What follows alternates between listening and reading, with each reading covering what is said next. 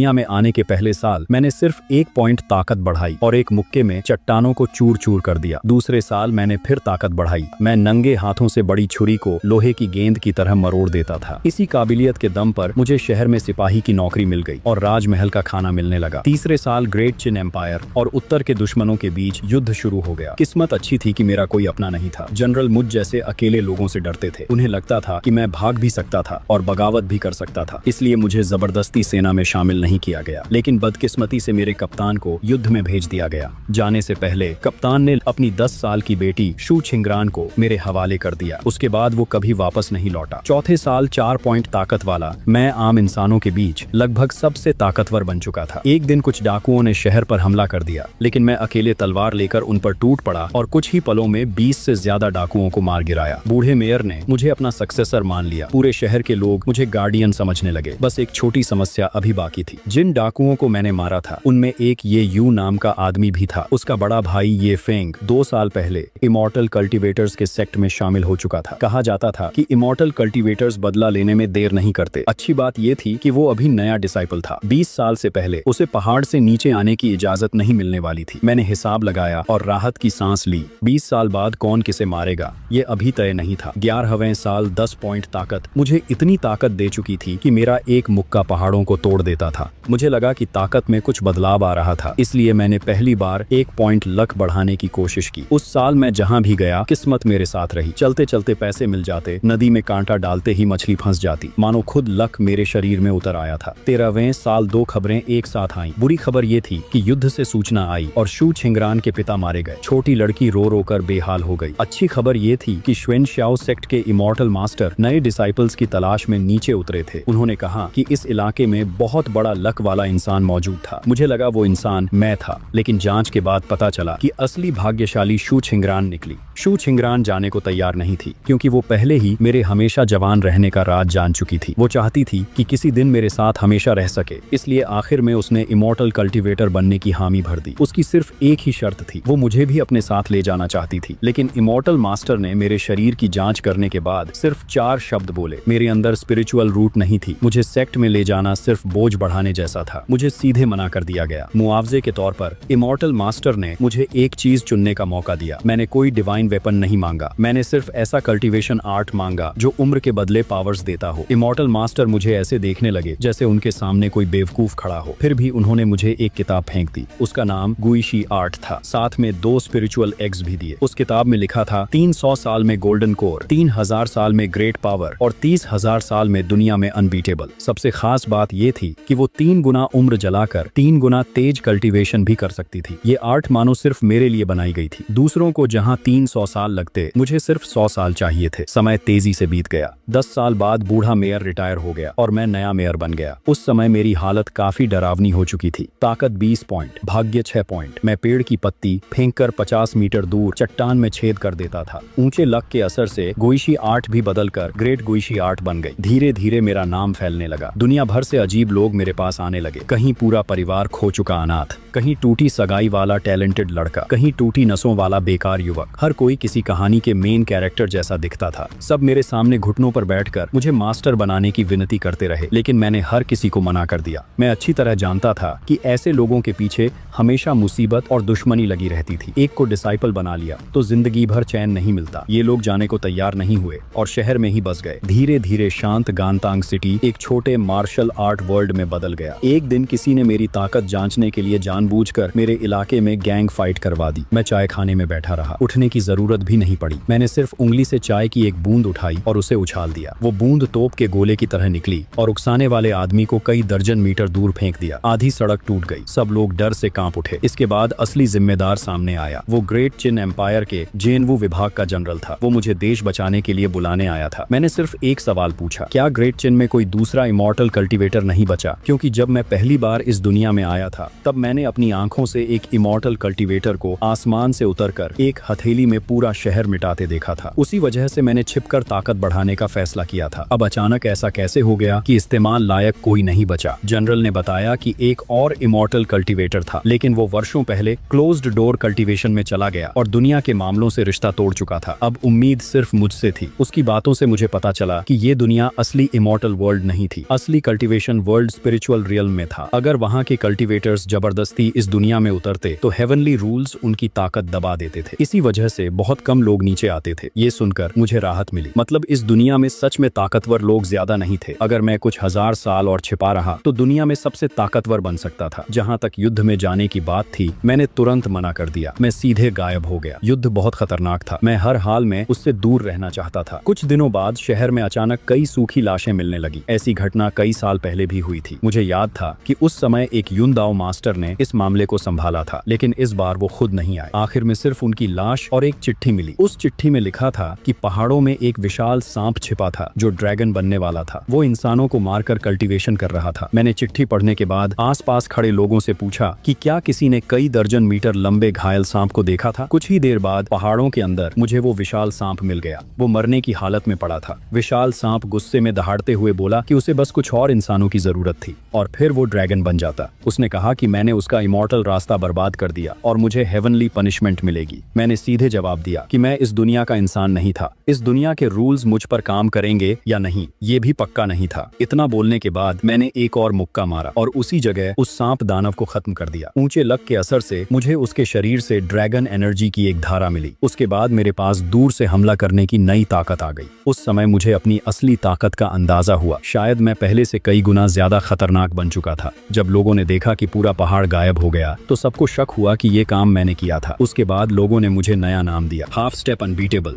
सिर्फ half step इसलिए क्योंकि किसी ने मुझे असली इमॉर्टल कल्टीवेटर्स से लड़ते नहीं देखा था। उस घटना के बाद गांतांग सिटी में और भी ज्यादा मार्शल आर्टिस्ट आने लगे। धीरे धीरे उस जगह का नाम ही बदलकर छोटा मार्शल वर्ल्ड रख दिया गया। लेकिन इन सब चीजों से मुझे ज्यादा फर्क नहीं पड़ा। मैं फिर कई दशकों तक क्लोज्ड डोर कल्टीवेशन में चला गया। बाहर की दुनिया तेजी से बदलती रही। महान शिंग एम्पायर में नया सम्राट गद्दी पर बैठ गया। उसी समय छोटे मार्शल वर्ल्ड पर असली मुसीबत आ गई। 30 साल पहले इमॉर्टल सेक्ट में शामिल हुआ ये फेंग वापस लौट आया था। 30 साल पहले गरीब और कमजोर रहा ये फेंग अब असली इमॉर्टल कल्टीवेटर बन चुका था। इस बार वो अपने छोटे भाई की मौत का बदला लेने आया था, खासतौर पर तब जब उसने अपनी ताकत से छोटे मार्शल वर्ल्ड के 4 बड़े सेक्ट लीडर्स को डरा दिया। उसके बाद उसे पता चला कि शहर में मेरे जैसा इंसान भी छिपा था जो पहाड़ तोड़ सकता था और नदियां काट सकता था। उसे तुरंत समझ आ गया कि उसके भाई को मारने वाला शायद मैं ही था। जहां तक मेरी ताकत की बात थी, उसे बिल्कुल डर नहीं लगा क्योंकि पहाड़ तोड़ने जैसा काम वो खुद भी कर सकता था। आखिर में चारों सेक्ट लीडर्स मजबूरी में मेरे घर आए और मुझे क्लोज्ड डोर कल्टीवेशन से बाहर बुलाया। कई साल बाद पहली बार मेरा सामना असली इमॉर्टल कल्टीवेटर से होने वाला था। लेकिन ये खबर सुनकर मैं बिल्कुल नहीं घबराया।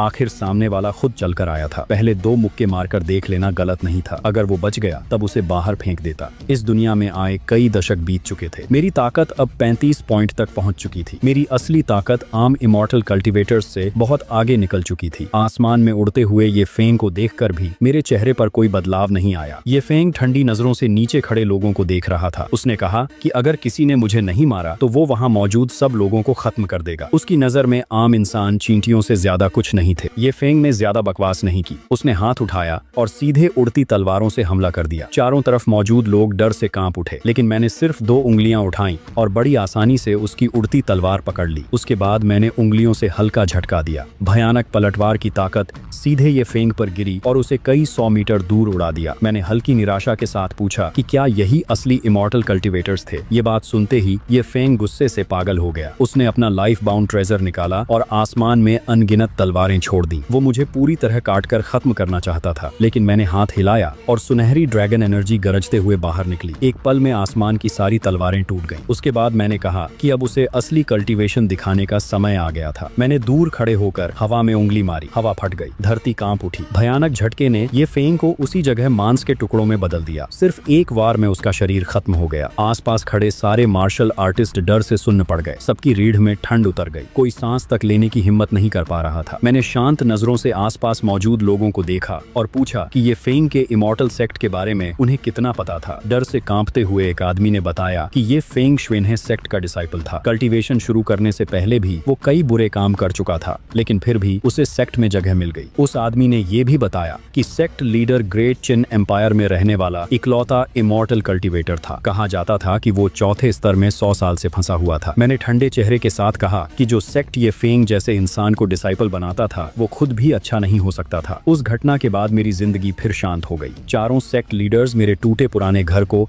नया बनवाना चाहते थे, लेकिन मैंने मना कर दिया। दिया। 80 साल गुजर चुके थे। पुराने जानने वाले लोग एक एक करके मर चुके थे। सिर्फ वो पुराना घर अब भी बीते दिनों की याद संभाले था। कुछ समय बाद झेंडू विभाग का वही बूढ़ा जनरल फिर मेरे पास आया। जो आदमी पहले जोश से भरा रहता था अब सफेद बालों वाला बूढ़ा बन चुका था। मैंने उसे देखकर पूछा कि क्या युद्ध अभी तक खत्म नहीं हुआ था। बूढ़े जनरल ने भारी आवाज में बताया कि पुराने सम्राट की मौत के बाद नया शासक गद्दी पर बैठ चुका था। दरबार में अफरा तफरी फैल चुकी थी। फर्स्ट डिफेंस लाइन टूट गई थी। अब सिर्फ बड़ी राजकुमारी लियू रुयान ही सेना संभाल रही थी। वो खुद युद्ध भूमि में उतरकर मुश्किल से दूसरी डिफेंस लाइन बचा रही थी। उसने कहा कि ग्रेट उम्मीद सिर्फ मुझसे थी। मैंने हैरानी से पूछा कि क्या ग्रेट चिन में सारे जनरल मर चुके थे जो एक औरत को युद्ध में उतरना पड़ रहा था। मैं उसे मना करने ही वाला था लेकिन अचानक रुक गया। बूढ़े आदमी को लगा कि मैं फिर इनकार करने वाला था। उसने जल्दी से बताया कि लियू रुयान भले औरत थी लेकिन उसमें पुराने सम्राट जैसी हिम्मत थी। उसने कहा था कि अगर ग्रेट चिन हार गया तो उत्तर के दुश्मन पूरे देश के लोगों को खून के गुलाम बना देंगे। मैंने शांत आवाज में जवाब दिया कि मैंने अभी तक मना नहीं किया था। मैंने सिर्फ इतना कहा कि सारे जनरल मरने के बाद एक औरत का अकेले युद्ध संभालना सही नहीं लग रहा था। अगर मैं मदद करता तो शायद युद्ध खत्म हो सकता था। इसके बाद मैंने पूछा कि युद्ध भूमि कहाँ थी। बूढ़े आदमी ने बताया कि युद्ध भूमि यहाँ से 3000 ली दूर था। उसकी बात खत्म होते ही मैंने टोपी पहन ली। मैंने उसे वापस जाने के लिए कहा। अगले ही पल भयंकर तूफान उठा। बूढ़ा आदमी आंख तक नहीं खोल पाया। जब उसने दोबारा देखा तब कमरे में मेरा कोई निशान नहीं था। सिर्फ जमीन पर 2 गहरे पैरों के निशान बचे थे। 3000 माइल दूर दुआनशिया दर्रे की युद्ध भूमि पर उस समय लाशें बिखरी पड़ी थी। टूटी हुई ड्रैगन फ्लैग के नीचे बड़ी राजकुमारी लियू रुयान खड़ी थी। उसका चांदी जैसा कवच पूरी तरह खून से लाल हो चुका था। उस समय वो ग्रेट चिन राजघराने की आखिरी इज्जत थी। शहर के बाहर हजारों सैनिक हमला करने का इंतजार कर रहे थे लेकिन असली खतरा आसमान में मौजूद था। वहाँ खून जैसे लाल कपड़े पहना एक बूढ़ा आदमी हवा में तैर रहा था। उसके पैरों के नीचे विशाल सफेद हड्डियों से बना मैजिकल ट्रेजर था। उसके हाथ में लाखों आत्माओं वाला झंडा लहरा रहा था। अनगिनत चीखती आत्माएं उस झंडे के अंदर तड़प रही थी। बूढ़ा आदमी डरावनी हंसी के साथ बोला कि वो छियू सेक्ट का एल्डर था। उसने कहा कि लियू रुयान में कल्टीवेशन की अच्छी क्षमता थी। अगर वो उसकी डिसाइपल बन जाती तो शायद ग्रेट चिन राजघराने की कुछ संतानों को जिंदा छोड़ दिया जाता, वरना आज पूरा शहर काटकर आत्माओं में बदल दिया जाता। लियू रुयान ने गुस्से में जवाब दिया कि ग्रेट चिन की राजकुमारियां युद्ध में मरना जानती थी, दुश्मन के सामने झुकना नहीं। उसकी बात सुनते ही बूढ़ा आदमी ठंडी हंसी हंस पड़ा। उसने हाथ में पकड़ा सोल फ्लैग जोर से लहराया। अचानक काली हवा गरजने लगी। अनगिनत काली आत्माएं मिलकर एक विशाल घोस्टली क्लॉ में बदल गईं और शहर की दीवार पर टूट पड़ी। ये हमला उसकी पूरी ताकत वाला वार था। आम इंसानी सेना उस हमले के सामने एक पल में कीचड़ बन जाती। लियू रुयान ने निराश होकर आंखें बंद कर ली। उसे बिल्कुल उम्मीद नहीं थी कि इमॉर्टल कल्टीवेटर्स खुद इंसानों के युद्ध में उतर आएंगे। जब सब खत्म होने वाला था तभी आसमान से अचानक तेज आवाज गूंजी। सब लोगों ने ऊपर देखा। एक हरी रोशनी उल्का की तरह आसमान चीरते हुए नीचे गिर रही थी। उस रोशनी में कोई मैजिकल आर्ट नहीं थी, सिर्फ बेहद खतरनाक शारीरिक ताकत थी। वो हरी रोशनी सीधे उस विशाल घोस्टली क्लॉ से टकराई। अगले ही पल पूरा पंजा टूटकर काले धुएं में बदल गया। लेकिन वो रोशनी रुकी नहीं। वो सीधे शहर की दीवार के सामने जमीन पर आ गिरी। धरती जोर से कांप उठी। भयानक झटके ने हजारों दुश्मन सैनिकों और घोड़ों को हवा में उछाल दिया। पूरा युद्ध क्षेत्र कुछ पल के लिए शांत हो गया। दुश्मन सेना हो या शहर के सैनिक, सब अवाक खड़े रह गए। धीरे धीरे धूल हटने लगी। जमीन पर विशाल गड्ढा बन चुका था। उस गड्ढे के बीच में धीरे धीरे खड़ा हुआ। मैंने अपने कपड़ों की धूल झाड़ी और सिर पर टोपी सीधी की। फिर हल्की आवाज में कहा कि रास्ता थोड़ा ज्यादा दूर था, इसलिए उतरते समय ताकत ठीक से संभाली नहीं गई। इतना बोलने के बाद मैंने लियू रुयान की तरफ देखा और पूछा कि क्या वही यहाँ की जिम्मेदार इंसान थी। लियू रुयान कुछ पल तक मुझे देखती रही, फिर कांपती आवाज में पूछने लगी कि मैं किस इमॉर्टल पर्वत का इमॉर्टल मास्टर था। मैंने सीधा जवाब दिया कि मैं कोई इमॉर्टल मास्टर नहीं था। मैंने आसमान में खड़े उस बूढ़े आदमी की तरफ देखा और कहा कि मैं सिर्फ एक छोटे सिटी का मेयर था। मुझे सुनने में आया था कि यहाँ कुछ लोग परेशानी पैदा कर रहे थे, इसलिए मैं मामला सुलझाने आया था। आसमान में खड़े बूढ़े आदमी ने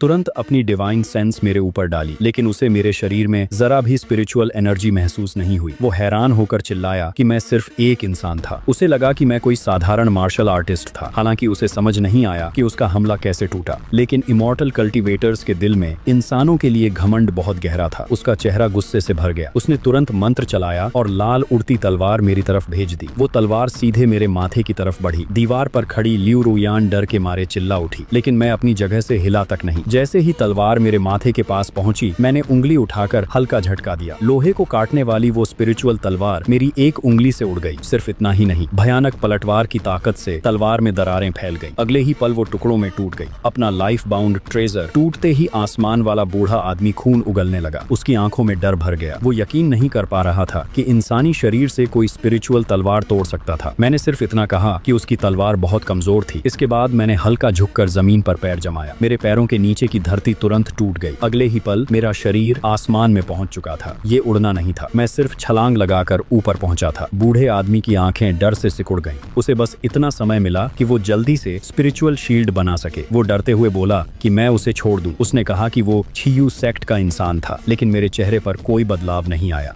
मैंने सीधा मुक्का मारा। उस मुक्के में कोई तकनीक नहीं थी, सिर्फ बेहद डरावनी ताकत थी। मुक्के के दबाव से हवा सिकुड़कर हवा का गोला बन गई और उसकी शील्ड पर जा टकराई। उसकी स्पिरिचुअल शील्ड कागज की तरह फट गई। मेरा मुक्का सीधे उसके सीने के आर पार निकल गया, यहाँ तक कि उसके पीछे आसमान में 1000 मीटर लंबी खाली हवा की लाइन बन गई। मरते समय तक उसे समझ नहीं आया कि आखिर ये कैसी ताकत थी। इसके बाद मैं धीरे से शहर की दीवार पर उतर गया। मैं सीधे लियू रुयान के सामने जाकर खड़ा हो गया। दुश्मन सेना ने जब देखा कि इमॉर्टल कल्टीवेटर एक मुक्के में मारा गया, तब पूरी सेना में भगदड़ मच गई। सैनिक और जनरल सब हथियार छोड़कर भागने लगे। महान चिन्ह की दीवारों पर पूरी खामोशी छा गई। सभी सैनिक डर और हैरानी से मुझे देखते रहे, लेकिन मैंने किसी पर ध्यान नहीं दिया। मैं सिर्फ खून से सनी लियू रुयान को देखता रहा। उसने कांपती आवाज में मुझे धन्यवाद दिया। उसने कहा कि मैंने उसकी जान भी बचाई थी और पूरे देश को भी बचा लिया था। उसने पूछा कि मेरा नाम क्या था। उसने कहा कि अगर मौका मिला तो वो पूरे एम्पायर की ताकत लगाकर मेरा एहसान चुकाना चाहती थी। मैंने हाथ हिलाकर साफ मना कर दिया। मैंने कहा कि मुझे किसी बदले की जरूरत नहीं थी, मैं यहाँ सिर्फ एक बात पूछने आया था। लियू रुयान ने तुरंत कहा कि अगर उसे जवाब पता हुआ तो वो कुछ भी छिपाए बिना बता देगी। मैंने जमीन पर पड़ी उस बूढ़े आदमी की लाश की तरफ इशारा किया, फिर पूछा कि क्या छियू सेक्ट वाले आगे चलकर उसका बदला लेने आएंगे। लियू रुयान ने बताया कि छियू सेक्ट स्पिरिचुअल वर्ल्ड के उत्तरी हिस्से में था। उसने कहा कि स्पिरिचुअल वर्ल्ड और इस दुनिया के बीच नियमों की रोक थी। अगर वहाँ के कल्टीवेटर्स जबरदस्ती नीचे आते तो उनकी ताकत बहुत कम हो जाती थी। उसने पूछा कि क्या मुझे छियू सेक्ट के बदले का डर था। मैंने सिर हिलाया। इसके बाद मैंने राहत की सांस ली और कहा कि वो जगह काफी दूर थी। मैंने साफ कहा कि छोटे लोगों को मारने के बाद मुझे हमेशा बड़े लोगों के आने का डर रहता था। मुझे सबसे ज्यादा परेशानी से डर लगता था। अगर यहाँ का काम खत्म हो गया था तो बेहतर था कि हम दोबारा कभी न मिले। मैं यहाँ से निकलने ही वाला था, लेकिन तभी लियू रुयान ने जल्दी से मुझे रोक लिया। उसने कहा कि ग्रेट चिन का सिंहासन खाली था। अगर मैं चाहता तो पूरा एम्पायर मेरा हो सकता था। मैंने हाथ हिलाकर मना कर दिया और टोपी नीचे कर ली। मैंने कहा कि मैं सिर्फ एक छोटा सिटी हेड था। आज जो कुछ हुआ उसके बारे में किसी को बताने की जरूरत नहीं थी। इतना बोलने के बाद मैंने एक कदम आगे बढ़ाया और अंधेरी रात में गायब हो गया। गांतांग सिटी लौटने के बाद मेरी जिंदगी फिर पहले जैसी हो गई, मानो कुछ हुआ ही नहीं था। 85वें साल मेरी ताकत 40 पॉइंट तक पहुंच गई। उस समय मुझे महसूस हुआ कि सिर्फ ताकत बढ़ाने से अब फायदा कम हो रहा था। मेरा शरीर इतनी भयानक ताकत सहने में मुश्किल महसूस करने लगा। इसी वजह से मैंने अगले साल से शरीर की मजबूती बढ़ाने का फैसला किया। 90वें साल ग्रेट चिन फिर से मजबूत होने लगा। लियू रुयान अब नई महारानी बन चुकी थी। उसने पूरे देश को संभाल लिया था और चारों दिशाओं के दुश्मनों को शांत कर दिया था। राजमहल के अंदर उसने बिना नाम वाली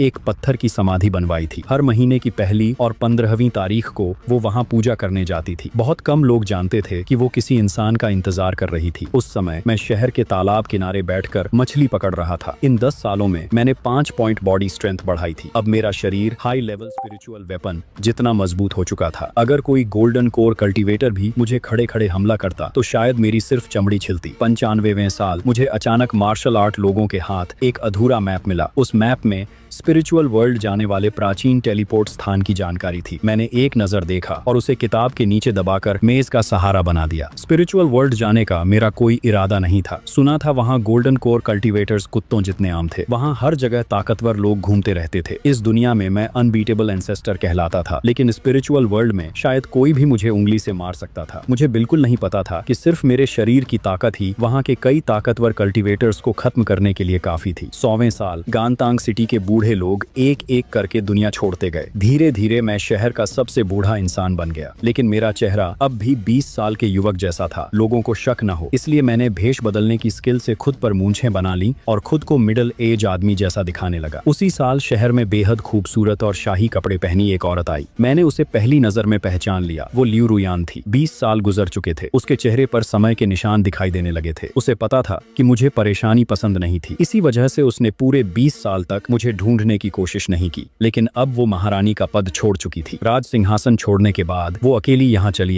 कि क्या उसे एक कप चाय मिल सकती थी। मैंने दरवाजा खोला और उसे अंदर आने दिया। चाय अभी अभी बनी थी। उसने पुराने समय की बात नहीं छेड़ी। मैंने भी उस युद्ध वाली घटना का जिक्र नहीं किया। हम दोनों पुराने दोस्तों की तरह बैठकर बातें करते रहे। हमने शहर की फसल की बात की, पड़ोसियों की छोटी मोटी बातों पर हंसी की। उस पल वो ग्रेट महारानी नहीं थी और मैं भी कोई रहस्यमयी ताकतवर इंसान नहीं था। उस समय हम सिर्फ दुनिया में जी रहे दो साधारण इंसानों जैसे थे। कुछ समय बाद लियू रुयान शहर में ही बस गई। उसने मेरे घर के पास छोटा सा आंगन खरीद लिया। वो हर दिन फूल उगाती और पौधों की देखभाल करती। कभी कभी मेरे घर आकर खाना भी खा लेती। उसने कभी मेरे कल्टीवेशन के बारे में नहीं पूछा। मैंने भी कभी राजमहल की बातें नहीं छेड़ी। धीरे धीरे शहर के लोग कहने लगे कि बूढ़े सिटी हेड की जिंदगी में आखिरकार प्यार आ गया था। मैं सिर्फ मुस्कुराता रहा। न मैंने इनकार किया और न ही कुछ माना, क्योंकि मैं अच्छी तरह जानता था कि इंसानों की पूरी जिंदगी मेरे लिए बहुत छोटी थी। 115वें साल मेरी ताकत 50 पॉइंट तक पहुंच गई। बॉडी स्ट्रेंथ भी 20 पॉइंट हो चुकी थी। अब मेरे शरीर की ताकत इतनी बढ़ गई थी कि चलते समय भी मुझे अपनी ताकत कंट्रोल करनी पड़ती थी। उसी साल भारी बर्फबारी वाली सर्दियां आईं। उस दिन पड़ोस का आंगन असामान्य रूप से शांत था। मैं दरवाजा खोलकर अंदर गया। वहां सफेद बालों वाली लियू रुयान कुर्सी पर चुपचाप लेटी हुई थी। उसके शरीर पर मोटा फर वाला कंबल रखा था, वही कपड़ा जो उसने पहली बार मुझसे मिलने के समय पहना था। अब वो काफी पुराना हो चुका था। उसने मेरी तरफ देखा। उसकी धुंधली आंखों में अचानक वैसी ही चमक लौट आई जैसी कई साल पहले एक जवान लड़की की आंखों में होती थी। वो संतुष्ट आवाज में बोली कि उसने 15 साल तक मेरे साथ चाय पी थी। अब उसे कोई पछतावा नहीं था। इसके बाद उसने कांपते हाथों से अपने कपड़ों के अंदर से एक गर्म जेड निकाला। उसने कहा कि वो ग्रेट चिन राजघराने का सबसे हाई लेवल गुप्त प्रतीक था। उसने बताया कि उस समय वो सिर्फ देश बचाने के लिए युद्ध नहीं लड़ रही थी। असल वजह ये थी कि वो जानती थी कि मुझे परेशानी से नफरत थी। जब तक ग्रेट चिन मौजूद रहता तब तक छोटे मोटे लोग गांतांग सिटी को आसानी से परेशान नहीं कर सकते थे। उसने कमजोर मुस्कान के साथ कहा कि अब उसका समय खत्म हो चुका था। इस जिंदगी में मेरे साथ इतने साल बिताकर वो पूरी तरह संतुष्ट थी। बर्फ गिरती रही। उसी बर्फ के बीच ग्रेट चिन की वो मशहूर महारानी मुस्कुराते हुए हमेशा के लिए आंखें बंद कर गई। मैं लंबे समय तक बर्फ में खड़ा रहा। आखिर में मैंने उसकी कब्र के सामने एक कप गर्म चाय रख दी। मैंने धीरे से कहा कि अगले जन्म में उसे राजघराने में पैदा नहीं होना चाहिए था और न ही किसी लंबे जीवन वाले इंसान से मिलना चाहिए था। उसे किसी ऐसे इंसान के साथ पूरी जिंदगी बितानी चाहिए थी जिससे वो सच में प्यार करती थी। 120वें साल मुझे फिर वही अजीब बेचैनी महसूस हुई, लेकिन इस बार वो डर नहीं था। मुझे साफ महसूस होने लगा कि ये दुनिया मुझे ठुकराने लगी थी। मेरी ताकत इतनी बढ़ चुकी थी कि मेरी हर सांस आसपास की स्पिरिचुअल एनर्जी को हिला देती थी। मुझे पहले से भी ज्यादा सावधानी से अपनी ऑरा छिपानी पड़ रही थी। मैं हर दिन उसी टूटी मेज के सामने बैठा रहता और खाली नजरों से सोचता रहता। फिर एक दिन आसमान सचमुच फट गया। गांतांग सिटी के ऊपर का आसमान टूटे हुए शीशे की तरह बिखर गया। उसके बीच एक विशाल काला भंवर दिखाई देने लगा। सबसे बड़ी बात ये थी कि मुझे इस दुनिया की इच्छा खुद मुझे बाहर निकालती महसूस हो रही थी। ये दुनिया अब मुझे संभाल नहीं पा रही थी। आसमान से सफेद रोशनी की धाराएं नीचे उतरने लगी। चाहे मैं चाहता या नहीं, ये दुनिया मुझे बाहर भेजने वाली थी। मैंने हल्की सांस छोड़ी और कहा कि शायद अब जगह बदलने का समय आ चुका था। मैंने पीछे मुड़कर गांतांग सिटी को देखा। इस जगह में मेरी 120 साल की यादें बसी हुई थीं। मैं घर के अंदर गया और मेज के नीचे दबा पुराना अधूरा मैप बाहर निकाला। फिर लियू रुयान की छोड़ी हुई जेड भी साथ रख ली। मैंने आसमान की तरफ देखते हुए कहा कि मुझे जल्दी करने की जरूरत नहीं थी, क्योंकि मैं खुद जा रहा था। इसके बाद मैंने हवा में कदम रखा और सीधा उस फटी हुई दरार की तरफ बढ़ गया। इस दुनिया से निकलने से पहले मैंने आखिरी बार गांतांग सिटी की तरफ देखा। फिर उंगली उठाकर हल्का इशारा किया। नरम सुनहरी रोशनी पूरे सिटी को ढक गई। मैंने 5 पॉइंट लग खर्च करके पूरे शहर के लिए 100 साल की शांति और अच्छी किस्मत छोड़ दी। मैंने कहा कि यही मेरी आखिरी भेंट थी। अगले ही पल रोशनी चमकी और मेरा शरीर पूरी तरह गायब हो गया। गांतांग सिटी के लोग जमीन पर घुटनों के बल गिर पड़े। सबकी आंखों से आंसू बहने लगे। शहर के बाहर पत्थर की पट्टी पर बाद में कुछ शब्द खुद उभर आए। उस जगह का नाम इमॉर्टल लेस सिटी रखा गया। मेरी आंखों के सामने लगातार अलग अलग दृश्य बदलते रहे। जब मैंने दोबारा आंखें खोली तब आसपास की स्पिरिचुअल एनर्जी इतनी घनी थी कि सांस लेना तक मुश्किल लग रहा था। मैं स्पिरिचुअल वर्ल्ड पहुंच चुका था। ये इमॉर्टल कल्टीवेटर्स की पवित्र भूमि थी, लेकिन साथ ही कमजोर लोगों के लिए नरक जैसी जगह भी थी। मैं एक विशाल एसेंशन प्लेटफॉर्म पर खड़ा था। चारों तरफ अलग अलग कपड़े पहने कल्टीवेटर्स जमा थे, लेकिन जैसे ही सबकी नजर मुझ पर पड़ी पूरा माहौल अजीब हो गया, क्योंकि मेरे शरीर से जरा भी स्पिरिचुअल एनर्जी महसूस नहीं हो रही थी। मैंने जानबूझकर थोड़ा घबराया हुआ चेहरा बनाया और धीरे से पूछा कि क्या किसी को छियू सेक्ट का रास्ता पता था। मेरी बात सुनते ही आसपास खड़े कल्टीवेटर्स एक दूसरे का चेहरा देखने लगे। फिर सब जोर जोर से हंसने लगे। एक आदमी ने हंसते हुए कहा कि छियू सेक्ट उत्तर के सबसे खतरनाक डेमोनिक सेक्ट्स में से एक था। उसने मेरा मजाक उड़ाते हुए कहा कि मैं तो कल्टीवेशन की शुरुआती स्टेज स्टेज तक मैं नहीं पहुंचा था। ऐसा इंसान वहां जाने की सोच भी कैसे सकता था। दूसरे आदमी ने कहा कि शायद मैंने नीचे की दुनिया में छियू सेक्ट के किसी दूत को नाराज कर दिया था और अब मजबूरी में यहाँ भेजा गया था। लेकिन मैंने उनकी हंसी पर कोई ध्यान नहीं दिया। मैंने अपने सामान में से सोने का एक टुकड़ा निकाला और सबसे जोर से हंस रहे मोटे कल्टीवेटर को दे दिया। फिर उससे उत्तर दिशा बताने के लिए कहा। मोटा कल्टीवेटर पहले तो सोना देखकर नाक सिकोड़ने लगा, लेकिन आखिर में उसने हाथ उठाकर दिशा दिखा दी। उसने कहा कि उत्तर की तरफ 30,000 ली दूर सबसे ज्यादा काली एनर्जी वाला इलाका ही छियू सेक्ट था। उसने मुझे समझाया कि वहाँ के लोग जिंदा इंसानों की सोल निकालकर कल्टीवेशन करते थे। अगर मैं वहाँ गया तो शायद पूरा शरीर भी नहीं बचता। मैंने बहुत गंभीर चेहरे के साथ उसका धन्यवाद किया, फिर कहा कि मैं सलाह मानने वाला इंसान था, काम खत्म होते ही वापस लौट आता। इतना बोलने के बाद मैं उत्तर दिशा की तरफ मुड़ा। फिर मैंने हल्का झुककर जमीन पर ताकत लगाई। अगले ही पल पूरा एसेंशन प्लेटफॉर्म जोरदार धमाके के साथ टूट गया। वो प्लेटफॉर्म हजारों साल पुराने डिवाइन पत्थरों से बना था। कहा जाता था कि बड़े से बड़ा कल्टीवेटर भी उसे हिला नहीं सकता था, लेकिन मेरे पैरों के नीचे वो कांच की तरह बिखर गया। भयानक हवा का तूफान उठ गया। जब लोग संभल कर दोबारा खड़े हुए तब तक मैं वहां से गायब हो चुका था। आसमान में सिर्फ खाली हवा की लंबी लाइन बची थी। सब लोग डर के मारे जमे रह गए।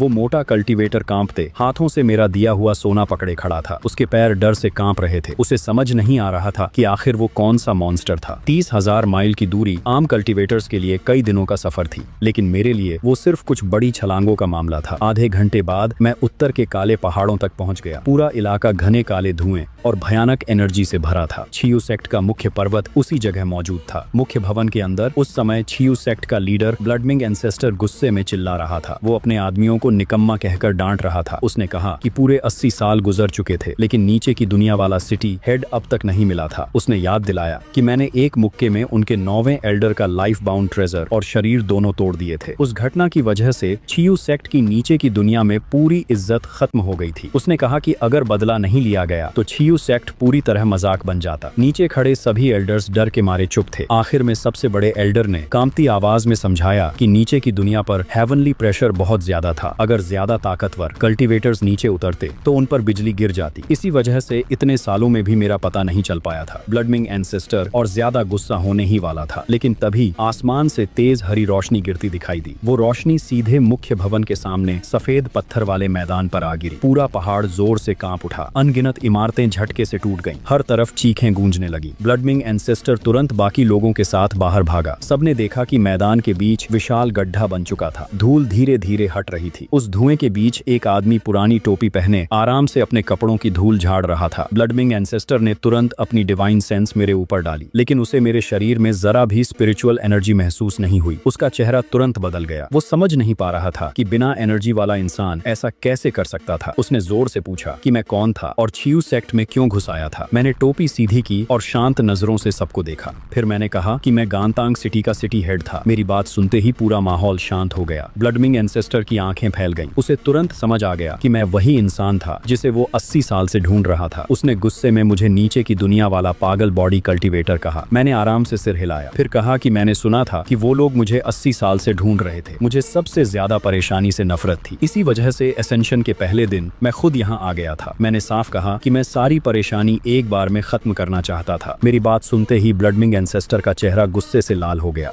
उसकी आंखों में खून जैसा इरादा भर गया। उसने चिल्लाकर कहा कि नीचे की दुनिया में वो मेरा कुछ नहीं बिगाड़ पाया था, लेकिन अब ये स्पिरिचुअल वर्ल्ड था। यहाँ वो डिवाइन ट्रांसफॉर्मेशन लेवल का कल्टीवेटर था। उसने तुरंत सारे एल्डर्स को आदेश दिया कि 10,000 सोल डिवोरिंग फॉर्मेशन तैयार किया जाए। उसने कहा कि मुझे पकड़कर मेरी सोल को हमेशा के लिए दीपक में जलाया जाता। उसकी आवाज खत्म होते ही दर्जनों एल्डर्स एक साथ हरकत में आ गए। आसमान काली एनर्जी से भर गया। अनगिनत सोल्स पूरे आसमान में फैल गईं। हर दिशा से डरावनी चीखें सुनाई देने लगी। पूरे सेक्ट की ताकत एक साथ मेरे ऊपर टूट पड़ी, लेकिन मैं अपनी जगह से हिला तक नहीं। मैंने बचने की कोशिश भी नहीं की। मैंने सिर्फ गहरी सांस ली और धीरे धीरे दाहिना हाथ उठाया। उस समय मेरी ताकत 50 पॉइंट थी। लग 11 पॉइंट तक पहुंच चुका था। मैंने धीरे से मुट्ठी बांधी, फिर एक मुक्का आगे मार दिया। उस मुक्के में कोई रोशनी नहीं थी, कोई नियम की शक्ति नहीं थी, सिर्फ पूरी तरह डिस्ट्रक्शन पावर थी। हवा एक पल में इतनी ज्यादा दब गई कि भयानक विस्फोट हुआ। सफेद रंग की विशाल हवा की लहर सीधे सामने की तरफ फट पड़ी। दर्जनों एल्डर्स चीखने तक का मौका नहीं पा सके। उनके शरीर उसी पल खून की बारिश बन गए, लेकिन हवा की ताकत वहां भी नहीं रुकी। वो सीधे ब्लडमिंग एंसेस्टर की तरफ बढ़ती चली गई। एक मुक्के के बाद सब शांत हो गया। छियू सेक्ट का मुख्य पर्वत पूरी तरह गायब हो चुका था। उसकी जगह कई 100 माइल लंबी विशाल खाई बन गई थी। मैंने पीछे मुड़कर उस जगह को देखा भी नहीं। मैं आराम से पहाड़ पहाड़ से नीचे उतरने लगा। एसेंशन से लेकर पूरा सेक्ट खत्म करने तक मुझे सिर्फ 1 घंटा लगा था। अब नीचे की दुनिया वाली सारी परेशानी हमेशा के लिए खत्म हो चुकी थी। अब कोई भी मुझे ढूंढने नहीं आने वाला था। मैं चलते हुए आगे की जिंदगी के बारे में सोचने लगा। स्पिरिचुअल वर्ल्ड की एनर्जी नीचे की दुनिया से कई गुना ज्यादा थी। अगर मैं यहाँ छिपकर कल्टीवेशन करता तो मेरी ताकत और तेजी से बढ़ सकती थी। मैंने मन ही मन फैसला किया कि पहले कोई शांत इंसानी शहर ढूंढा जाता, फिर वहाँ आराम से 10,000 साल छिपकर कल्टीवेशन की जाती। जब मेरी सारी पावर्स 10,000 पॉइंट तक पहुंच जाती तब शायद मैं सच में पूरी दुनिया में अनबीटेबल बन जाता। ये सोचकर मैं हल्का मुस्कुराया और टोपी नीचे कर ली। एसेंशन प्लेटफॉर्म वाली घटना आधे दिन के अंदर आसपास के 17 शहरों में फैल गई। 3 दिन बाद छियू सेक्ट के खत्म होने की खबर पूरे उत्तर स्पिरिचुअल वर्ल्ड में आग की तरह फैल गई। लेकिन किसी ने इन दोनों घटनाओं को जोड़कर नहीं देखा, क्योंकि किसी को यकीन ही नहीं था कि नीचे की दुनिया से आया एक इंसान 1 घंटे में हजारों साल पुराने डेमोनिक सेक्ट को खत्म कर सकता था। ये बात मेरे लिए अच्छी थी। जितना कम लोग मुझ पर ध्यान देते उतना बेहतर था। छिपकर रहना ही सबसे सुरक्षित तरीका था। छियू सेक्ट खत्म करने के बाद मैंने जानबूझकर अपनी रफ्तार धीमी कर दी। आखिर ये नीचे की दुनिया नहीं थी। यहाँ हर जगह खतरनाक लोग मौजूद थे। मैंने फैसला किया कि यहाँ पहले चुपचाप रहना ही बेहतर था। मैं लगातार दक्षिण दिशा में चलता रहा। जहाँ भी इंसानी बस्तियां दिखती मैं उसी रास्ते से गुजरता। 7 दिन बाद मैं फेंगचियाओ सिटी नाम की छोटी जगह पहुंच गया। वो जगह पहाड़ और नदी के बीच बसी हुई थी। वहाँ की स्पिरिचुअल एनर्जी बहुत कमजोर थी। बड़े सेक्ट्स भी वहाँ कम ही आते थे। शहर में ज्यादातर शिकारी, जड़ी बूटी बेचने वाले और व्यापारी रहते थे। सबसे जरूरी बात ये थी कि वहाँ परेशानी बहुत कम थी। मैंने 2 चांदी के सिक्के देकर छोटा सा पुराना घर खरीद लिया। फिर लियू रुयान की छोड़ी हुई जेड को कमरे में टांग दिया। उस अधूरे मैप को फिर से मेज के नीचे दबा दिया। मुझे महसूस हुआ कि वो चीज मेज संभालने के लिए सच में बहुत काम की थी। स्पिरिचुअल वर्ल्ड में आने के पहले साल मैंने ताकत नहीं बढ़ाई। इस बार मैंने 1 पॉइंट मैजिक पावर बढ़ाई। अगले ही पल मेरे शरीर के अंदर धीरे धीरे घूम रही ग्रेट गुइशी स्किल अचानक जल उठी। स्पिरिचुअल वर्ल्ड की एनर्जी नीचे की दुनिया से कई गुना ज्यादा थी। पहली बार मुझे साफ महसूस हुआ कि मेरे शरीर के अंदर असली स्पिरिचुअल सोर्स पैदा हो चुका था। वो एनर्जी बहुत कमजोर थी। शायद शुरुआती कल्टीवेटर्स भी उसे खास नहीं मानते, लेकिन मेरे लिए उसका मतलब बहुत बड़ा था, क्योंकि अब मैं सिर्फ मुक्के मारने वाला सिटी हेड नहीं रहा था। अब मैं मैजिक पावर और शरीर दोनों का कल्टीवेटर बन चुका था। दूसरे साल मैंने फिर 1 पॉइंट मैजिक पावर बढ़ाई। महान गुइशी स्किल स्पिरिचुअल वर्ल्ड की एनर्जी के असर से दोबारा बदलने लगी। अब वो सिर्फ उम्र बढ़ाने वाली स्किल नहीं रही थी, वो पूरी नई कल्टीवेशन आर्ट बन गई। मैंने उसका नाम श्वेनवू इमॉर्टल लाइफ आर्ट रखा। नाम काफी भारी था, लेकिन उसका असर भी उतना ही खतरनाक था। वो सिर्फ उम्र को पावर्स में नहीं बदलती थी, वो मेरे खून, मैजिक पावर और डिवाइन सेंस को भी दबाकर मजबूत बनाती थी। सीधी बात ये थी कि अब वो मेरे छिपकर रहने के लिए और ज्यादा सही बन चुकी थी। तीसरे साल मैंने पहली बार अपनी डिवाइन सेंस फैलाने की कोशिश की। जैसे ही मेरी डिवाइन सेंस बाहर फैली, पूरा फेंगचियाओ सिटी मेरी आंखों के सामने साफ दिखाई देने लगा। मुझे पूर्वी गली की टोफू बेचने वाली विधवा दिखी जो चुपके से लोहार को पैसे दे रही थी। मुझे पश्चिमी गली का शराबी आदमी भी दिखा जो अपनी पत्नी के छिपाए पैसे निकाल रहा था। यहाँ तक कि सिटी हेड के घर का हाल भी दिखाई दे रहा। वो बूढ़ा आदमी हिसाब की किताब देखकर परेशान बैठा था। मैंने तुरंत अपनी डिवाइन सेंस वापस खींच ली। बहुत ज्यादा चीजें जानना भी परेशानी बन सकता था, लेकिन परेशानी ऐसी चीज थी जो सिर्फ चाहने से दूर नहीं होती। आधे महीने बाद फेंगचियाओ सिटी के बाहर एक खूंखार भेड़िया दानव आ गया। बूढ़ा सिटी हेड कुछ सिपाहियों को लेकर शहर के दरवाजे पर खड़ा था। डर के मारे उसके पैर कांप रहे थे। मैं भी भीड़ के पीछे खड़ा था। मेरा लड़ने का बिल्कुल मन नहीं था, लेकिन उस भेड़िया दानव ने सीधे मेरे घर की दीवार पर हमला कर दिया। एक ही काट में उसने आधी दीवार गिरा दी। मैं कुछ पल चुप खड़ा रहा, फिर धीरे धीरे आगे बढ़ा और एक मुक्के में उसका सिर उड़ा दिया। पूरा शहर वहीं जम गया। बूढ़ा सिटी हेड तो डर के मारे सीधे मेरे सामने घुटनों पर बैठ गया। मैंने उसे उठाकर समझाया कि मैं सिर्फ यहाँ से गुजरने वाला बाहरी इंसान था। लेकिन अगले दिन सुबह शहर के लोग खुद मेरे घर पहुंच गए। सब लोग मिलकर एक बड़ा बोर्ड उठाए खड़े थे। उस बोर्ड पर सुनहरे अक्षरों में लिखा था, कृपया सिटी हेड बन जाइए। मैं दरवाजे पर खड़ा उस बोर्ड को देखता रहा। कुछ देर तक मेरे चेहरे पर कोई भाव नहीं आया। मैं स्पिरिचुअल वर्ल्ड में सिर्फ छिपकर रहने आया था, लेकिन घूमते घूमते फिर से सिटी हेड बन चुका था। आखिर में स्पिरिचुअल वर्ल्ड में मेरी पहली पहचान फेंगचियाओ सिटी के नए हेड की बन गई। ये खबर आसपास के शहरों तक फैल गई, क्योंकि किसी ने पहले कभी ऐसा इंसान नहीं देखा था जो एक मुक्के में भेड़िया दानव को मार दे। फेंगचियाओ सिटी जल्दी ही मशहूर होने लगा, लेकिन नाम फैलते ही नई परेशानियां भी आने लगी। धीरे धीरे शहर में अजीब लोग आने लगे। कहीं विशाल तलवार उठाए दुखी चेहरा वाला युवक, कहीं दुश्मनों से भागती बदला लेने वाली लड़की, कहीं टूटा दांतियान लेकर 30 साल बाद वापसी की बातें करता युवक। उन सबको देखकर मेरी आंखें फड़कने लगी। मैंने उसी दिन शहर के बाहर नया बोर्ड लगवा दिया। उस पर सिर्फ एक लाइन लिखी थी, इस सिटी में न डिसाइपल लिए जाते थे, न ब्रदरहुड बनाया जाता था, न सगाई तोड़ी जाती थी और न किसी को बेइज्जत किया जाता था। शहर के लोग उस बोर्ड को देखकर पूरी तरह उलझ गए, लेकिन सिर्फ मैं समझता था कि वो रूल्स कितने जरूरी थे। दुर्भाग्य से मेरे जैसे लोगों पर रूल्स से ज्यादा फर्क नहीं पड़ता था। स्पिरिचुअल वर्ल्ड में 5वें साल एक सफेद कपड़े पहनी औरत फेंगचियाओ सिटी पहुंची। पूरा शहर उसे देखकर रुक गया, क्योंकि वो बेहद खूबसूरत थी, लेकिन उसके पीछे 8 बेहद ताकतवर गार्डियन चल रहे थे। शहर के मार्शल आर्ट लोग उसे देखते ही पहचान गए। वो श्वेनशियाओ सेक्ट की शू छिंगरान थी। मैं उस समय आंगन में लकड़ी काट रहा था। उसका नाम सुनते ही मेरे हाथ की कुल्हाड़ी पहली बार रुक गई। कुछ देर बाद दरवाजे पर हल्की दस्तक हुई। बाहर से जानी पहचानी आवाज आई। शू छिंगरान ने धीरे से पूछा कि क्या उसे एक कप चाय मिल सकती थी। मैं काफी देर तक चुप खड़ा रहा, फिर आखिर में जाकर दरवाजा खोल दिया। दरवाजे के बाहर खड़ी शू छिंगरान का चेहरा पहले जैसा ही था, लेकिन उसकी आंखें पहले से कहीं ज्यादा गहरी और थकी हुई लग रही थी। मुझे देखते ही उसने धीमी आवाज में कहा कि वो मुझे 100 साल से ज्यादा समय से ढूंढ रही थी। मैंने उसकी तरफ देखा, फिर उसके पीछे खड़े 8 गार्डियंस को देखा। मैंने पूछा कि वो अकेले आने के बजाय इतने लोगों को साथ क्यों लाई थी। शू छिंगरान ने हल्की सांस लेकर कहा कि वो उन्हें साथ नहीं लाना चाहती थी, लेकिन उन लोगों का साथ आना जरूरी था। उसकी बात सुनते ही मुझे समझ आ गया कि पीछे जरूर कोई बड़ी परेशानी छिपी थी। मैंने उसे अंदर बुला लिया। पीछे खड़े 8 गार्डियन भी अंदर आना चाहते थे, लेकिन मैंने सिर्फ एक नजर उनकी तरफ डाली। अगले ही पल आंगन का दरवाजा अपने आप बंद हो गया। 8 गार्डियंस के चेहरे तुरंत बदल गए, क्योंकि उनमें से कोई भी दोबारा दरवाजा खोलने की हिम्मत नहीं जुटा पा रहा था। आंगन के अंदर शू छिंगरान चुपचाप पत्थर की मेज के पास बैठ गई। मैं उसके सामने चाय बनाने लगा। उसने ये नहीं पूछा कि मैं इतने साल कैसे जिया। मैंने भी ये नहीं पूछा कि वो नीचे की दुनिया से यहाँ तक कैसे पहुंची, क्योंकि हम दोनों जानते थे कि वो सफर आसान नहीं रहा होगा। चाय बनने के बाद उसने कप हाथ में लिया, फिर धीरे से बोली कि मेरी बनाई चाय का स्वाद अब भी पहले जैसा था। मैंने मन ही मन सोचा कि पहले मुझे सिर्फ नीचे की दुनिया की परेशानियों से डर लगता था, अब स्पिरिचुअल वर्ल्ड की परेशानियां भी मेरे पीछे आने लगी थी। मेरी बात सुनकर शू छिंगरान हल्का हंस पड़ी। उस पल वो बिल्कुल वैसी लगी जैसी कई साल पहले मेरी बाह पकड़कर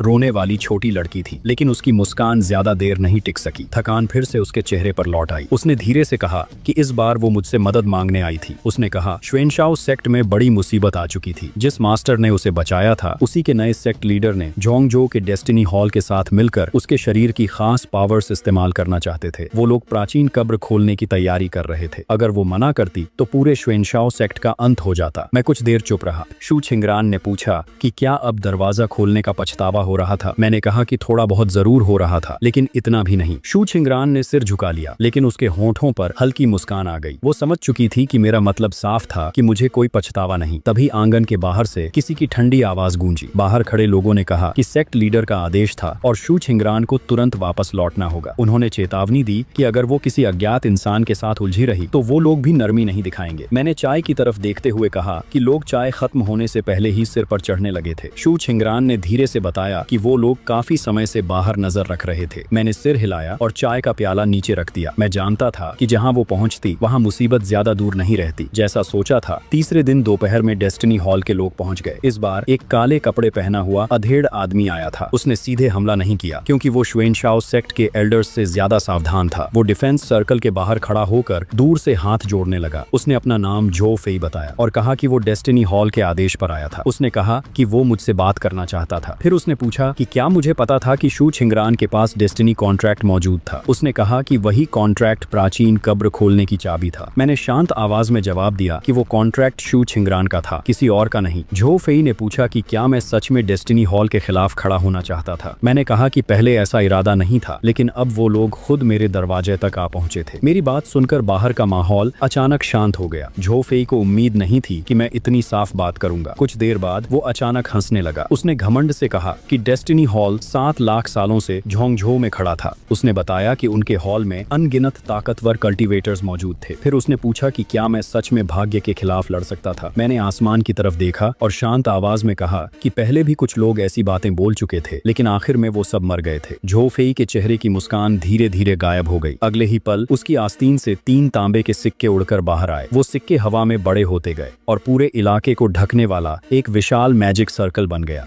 उस सर्कल के ऊपर भाग्य की अजीब शक्ति घूमने लगी। यही डेस्टिनी हॉल की असली तकनीक थी। उस शक्ति से इंसानों का भाग्य बदला जा सकता था। पूरा आसमान अचानक काला पड़ गया। कस्बे के लोगों को ऐसा महसूस होने लगा जैसे उनकी आत्मा शरीर से बाहर खिंच रही थी। शू छिंगरान मेरे पास आकर धीरे से बोली कि यही असली भाग्य तकनीक थी और मुझे सावधान रहना चाहिए। मैंने सिर हिलाया और अचानक हवा में मौजूद एक अदृश्य भाग्य रेखा पकड़ ली। झो फेई की आंखें डर से फैल गईं। वो भाग्य रेखा सामान्य इंसानों को दिखाई भी नहीं देती थी, लेकिन मैंने उसे रस्सी की तरह खींचकर हवा से बाहर निकाल लिया। मैंने उसे देखते हुए कहा कि यही चीज भाग्य कहलाती थी। कुछ पल देखने के बाद मुझे लगा कि वो काफी कमजोर थी। अगले ही पल मैंने हल्का सा जोर लगाया और पूरा मैजिक सर्कल वहीं टूटकर बिखर गया। झो फेई को जोरदार झटका लगा और उसके मुंह से खून निकल पड़ा। वो डर से चिल्लाने लगा कि कोई इंसान अपने हाथों से भाग्य रेखा को छू ही नहीं सकता था। मैंने हाथ झाड़ते हुए कहा कि अब मुझे समझ आ गया था कि भाग्य, तकनीक और किस्मत की शक्ति कैसे काम करती थी। झो फेई का पूरा शरीर ठंडा पड़ गया। उसे एहसास हो चुका था कि मैं उसकी ताकत का सामना नहीं कर रहा था, मैं सिर्फ एक नजर में उसकी तकनीक सीख रहा था। कोई इंसान पहली बार देखकर भाग्य रेखा तोड़ दे, ऐसी बात किसी मॉन्स्टर से भी आगे थी। अब उसकी हिम्मत टूट चुकी थी। वो तुरंत भागने के लिए मुड़ा, लेकिन मैं अपनी जगह से उठा तक नहीं। मैंने बस उंगली से हल्का सा इशारा किया। एक अदृश्य शक्ति हवा चीरती हुई कई माइल दूर पहुंच गई। अगले ही पल झो फेई, उसकी सोल, उसकी डिफेंस तकनीक और उसके सारे खजाने हवा में फटकर राख बन गए। उस दिन के बाद पूरा फेंगचियाओ कस्बा शांत हो गया। अब कोई वहां आने की हिम्मत नहीं करता था। यहाँ तक कि उड़ने वाले जानवर भी उस इलाके से बचकर निकलने लगे। मुझे आखिरकार कुछ समय की शांति मिली, लेकिन मैं जानता था कि ये ज्यादा दिन नहीं टिकेगी। मरने से पहले झो फेई खबर झोंगझो भेज चुका था। आधे महीने बाद डेस्टिनी हॉल के 3 महान फॉर्च्यून टेलर एक साथ मेरी फ्यूचर देखने बैठे। वो मेरा अतीत, मेरा भाग्य और मेरा शू छिंगरान से रिश्ता जानना चाहते थे। पहले फॉर्च्यून टेलर को सिर्फ खालीपन दिखाई दिया और उसी समय उसकी आंखों से खून निकलने लगा। दूसरा फॉर्च्यून टेलर एक शब्द तक बोल नहीं पाया और उसका शरीर वहीं फट गया। तीसरे फॉर्च्यून टेलर की हालत सबसे बुरी हुई। उसने जबरदस्ती फ्यूचर देखना जारी रखी और उसे एक पत्थर की पट्टी दिखाई दी। उस पर लिखा था कि इस जगह प्रेडिक्शन करना मना था। उसे देखते ही वो पागल हो गया। पूरा डेस्टिनी हॉल दहशत में डूब गया। हॉल लीडर ने तुरंत आदेश जारी करने वाले को तुरंत हॉल से निकाल दिया जाएगा। मैंने राहत की सांस लेते हुए कहा कि आखिरकार उन लोगों में कोई समझदार इंसान निकल आया था। शू छिंगरान मेरे सामने बैठी, मुझे चाय भरते हुए देखती रही। मैंने बाहर डूबते सूरज की तरफ देखा। फिर उसने धीरे से पूछा कि आगे मेरा क्या इरादा था। मैंने आराम से जवाब दिया कि फिलहाल यहीं रहना था। मैंने कहा कि कुछ और साल ताकत बढ़ाने के बाद जब कोई मुझे छू भी नहीं पाएगा, तब जिंदगी और आरामदायक लगेगी। शू छिंगरान ने पूछा कि फिर उसका क्या होगा। मैंने उसकी तरफ देखा और कहा कि अगर वो रहना चाहती थी तो रह सकती थी, लेकिन मैं न तो डिसाइपल लेता था और न ही कोई होली मेडन रखता था। शू छिंगरान ने पलक झपकते हुए पूछा कि फिर मैं क्या रखता था। मैंने थोड़ा सोचकर जवाब दिया कि अगर कोई मुफ्त में खाना खाने वाला बनना चाहता था तो उसमें दिक्कत नहीं थी। शू छिंगरान कुछ पल चुप रही, फिर वो हल्का सा मुस्कुरा दी। उसके बाद फेंगचियाओ कस्बे में नई अफवाह फैल गई। लोग कहने लगे कि सफेद कपड़े वाली लड़की बहुत बड़े परिवार से आई थी, लेकिन कस्बे के हेड के सामने वो बिल्कुल शांत पत्नी जैसी बन जाती थी। कुछ लोग तो मेरी किस्मत की तारीफ करने लगे। ये बातें सुनकर मेरे हाथ की चाय लगभग बाहर निकल गई। मैं पहले सफाई देना चाहता था, लेकिन बाद में मुझे आलस आ गया। मैंने सोचा कि लोगों को सच बताने से बेहतर था कि वो ऐसी बेकार अफवाहें फैलाते रहें। स्पिरिचुअल वर्ल्ड में आए 10 साल गुजर चुके थे। मेरी ताकत 55 तक पहुंच गई थी। मेरा शरीर 25 लेवल तक मजबूत हो चुका था। मेरी मैजिक पावर भी बढ़कर 5 तक पहुंच गई थी। मेरी डिवाइन सेंस अब हजारों माइल तक फैल सकती थी। मेरा शरीर भी ऐसी अवस्था में पहुंच चुका था जिसे मैं खुद ठीक से समझ नहीं पा रहा था। एक रात मैं आंगन में मुक्के की प्रैक्टिस कर रहा था। मैंने बस यूं ही आसमान की तरफ एक मुक्का मारा। हजारों माइल दूर गुजरता हुआ एक उल्का पिंड वहीं टूट गया। आसमान में फटती आग को देखकर मैं कुछ देर सोच में पड़ गया। मैंने खुद से कहा कि शायद मेरी ताकत फिर जरूरत से ज्यादा बढ़ गई थी। शू छिंगरान बरामदे में खड़ी मुझे देख रही थी। उसने कहा कि मेरी बातें कभी कभी बहुत घमंडी लगती थी। मैंने गंभीरता से सोचने के बाद जवाब दिया कि आगे से कम बोलने की कोशिश करूंगा, लेकिन ज्यादा समय तक शांति नहीं टिक सकी। झोंगझो से एक खबर पूरे स्पिरिचुअल वर्ल्ड में फैल गई। प्राचीन कब्र समय से पहले प्रकट हो चुकी थी और उसे खोलने की चाबी में से एक शू छिंगरान का डेस्टिनी कॉन्ट्रैक्ट था। इसी के साथ destiny hall, great hero land, Wanyao mountain और वुलियांग तलवार सेक्ट ने एक साथ इनाम घोषित कर दिया। जो भी शू छिंगरान और मेरा ठिकाना बताएगा उसे बड़ा इनाम मिलेगा, और जो हम दोनों को पकड़ लेगा उसे पूरा इलाका इनाम में दिया जाएगा। पूरा स्पिरिचुअल वर्ल्ड हरकत में आ गया। मैंने दीवार पर चिपका इनामी पोस्टर काफी देर तक देखा। शू छिंगरान ने पूछा कि अब क्या करना था। मैंने पोस्टर फाड़कर आग में फेंक दिया। आग की रोशनी मेरे चेहरे पर पड़ रही थी। मैंने शांत आवाज में कहा कि अगर वो लोग मुझे ढूंढना चाहते थे तो बेहतर था कि मैं खुद उनके पास पहुंच जाऊं। फिर मैं धीरे से उठा और कपड़ों की धूल झाड़ दी। शू छिंगरान भी तुरंत मेरे पीछे चल पड़ी। मैंने एक कदम आगे बढ़ाया और जमीन जोरदार धमाके के साथ टूट गई। शू छिंगरान को बस इतना महसूस हुआ कि आसपास का नजारा तेजी से पीछे भागने लगा। झोंगझो स्पिरिचुअल वर्ल्ड के लिए बहुत विशाल था। सामान्य कल्टीवेटर्स पूरी जिंदगी घूमते घूमते रहते, फिर भी उसे पार नहीं कर पाते। लेकिन मेरे लिए वो सिर्फ कुछ छलांगों की दूरी थी। आधे घंटे बाद मैं और शू छिंगरान डेस्टिनी हॉल के मुख्य दरवाजे पर खड़े थे। वहाँ पहाड़ों की लंबी श्रृंखला फैली हुई थी। आसमान में तारे किसी मैजिक सर्कल की तरह चमक रहे थे। 99 ऊंचे मंच बादलों के ऊपर तैर रहे थे। पूरा नजारा किसी इमोर्टल लोक जैसा लग रहा था। हॉल का मुख्य दरवाजा पहले से खुला हुआ था। वहाँ कोई मैजिक सर्कल नहीं था, कोई घात लगाकर हमला करने वाला भी नहीं था। सिर्फ एक सफेद बालों वाला बूढ़ा आदमी अकेले दरवाजे पर मेरा इंतजार कर रहा था। शू छिंगरान ने उसे देखते ही धीमी आवाज में बताया कि वो डेस्टिनी हॉल का लीडर लिन सेन था। मैंने बूढ़े आदमी की तरफ देखा। मुझे वो झो फेई से काफी बेहतर लगा। कम से कम वो आते ही धमकी नहीं दे रहा था। लिन सेन ने मेरी तरफ झुककर ग्रीट किया। उसने कहा कि वो काफी समय से मेरा इंतजार कर रहा था। मैंने उसकी तरफ देखते हुए कहा कि डेस्टिनी हॉल तो भविष्य देखने में माहिर था। अगर वो लोग मुझे ढूंढ चुके थे तो फिर भागे क्यों नहीं। लिन सेन कड़वी हंसी हंस पड़ा। उसने कहा कि उसने पूरी रात प्रेडिक्शन की थी, लेकिन आखिर में उसे सिर्फ एक बात समझ आई। उसने कहा कि चाहे वो कितनी भी तेजी से भागता, फिर भी मेरे मुक्के से तेज नहीं भाग सकता था। मैंने उससे सीधा पूछा कि ये इनाम वाला फैसला आखिर किसने लिया था। लिन सेन कुछ देर चुप रहा, फिर सच बताने लगा। उसने कहा कि सबसे पहले ग्रेट हीरो लैंड के होली लॉर्ड ने ये बात उठाई थी। वानयाओ माउंटेन ने तुरंत उसका साथ दे दिया। वुलियांग स्वॉर्ड सेक्ट भी बिना सोचे मान गया। डेस्टिनी हॉल मजबूरी में इसमें शामिल हुआ था, क्योंकि सबको लगता था कि शू छिंगरान ही उस प्राचीन कब्र को खोलने की असली चाबी थी। मैंने पूछा कि असली सच क्या था। लिन सेन ने मेरी तरफ देख भाव था। उसने कहा कि शू छिंगरान सिर्फ कई चाबियों में से एक थी, लेकिन प्राचीन कब्र समय से पहले खुलने की असली वजह में था। शू छिंगरान का चेहरा तुरंत बदल गया, लेकिन मुझे ज्यादा हैरानी नहीं हुई। मैंने उसे आगे बोलने को कहा। लिन सेन ने गहरी सांस ली। उसने कहा कि उस प्राचीन कब्र में कोई खजाना नहीं छिपा था। वहाँ एक ऐसा इमोर्टल सील था जो बाहरी दुनिया से गिरकर आया था। कहानी के मुताबिक मरने से पहले उस इमोर्टल ने पूरी चांगदी सी लैंड को करप्ट कर दिया था। बाद में लिंग वर्ल्ड के कई इमोर्टल्स ने मिलकर उसे सील किया था। उसी के ऊपर वो प्राचीन कब्र बनाई गई थी। अब उसकी सील कमजोर पड़ चुकी थी,